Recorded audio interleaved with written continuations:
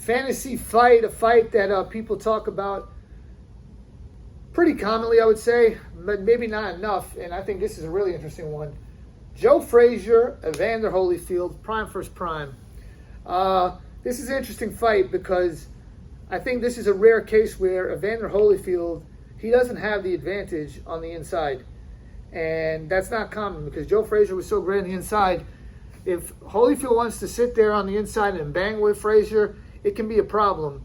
And I could see a young Evander Holyfield possibly doing that. The one that fought Burke Cooper or Buster Douglas or Riddick Bowe. I could see, Evander Holyfield's pride and ego maybe getting in the way of his intellect and that possibly costing him the fight.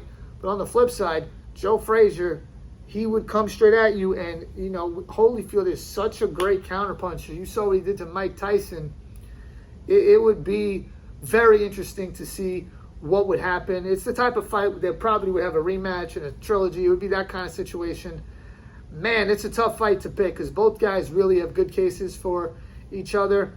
I think Holyfield, he had more longevity just due to his style because, Frazier, that style of fighting of coming right at you, winning off work rate, taking,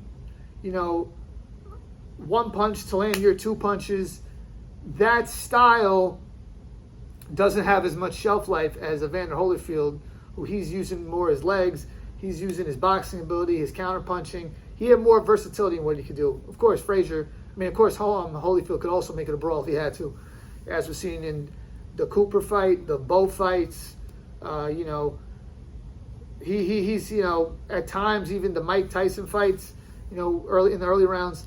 So I think he's the more versatile fighter. But when it comes to head-to-head matchups, your longevity is not what we're talking about. We're talking prime versus prime at their, best. What would most likely happen? Man, this is a tough fight. I go back and forth. I'm going to lean a little bit towards Evander Holyfield because I think his boxing ability and his versatility would help him. But he cannot just sit there and stay with him on the inside and try to bang with Frazier. That would be a big mistake. I think if he did that, he would get really, really badly hurt, possibly knocked out. I think if he used his boxing ability, mixed it up through counters, and then fought on the inside at times, held him, pushed him back, did all that, I think it would be a slight Holyfield victory. But I think the fight would actually be at its most entertaining if it was young Holyfield, the one with Douglas and Cooper, rather than the one that fought Bowe the second time or Mike Tyson and Ray Mercer or Michael Moore the second time. Because to me, the young Holyfield, he was more down. He's like, let's go, let's brawl. And he would throw a lot more combinations. So I think the fight would be a lot funner in that situation. But I'm going to go with Evander Holyfield very slightly. I think he wins it by a point. It could be like the type that's like a split decision in a 12-rounder or even a 15-rounder. It would be really, really great to see it.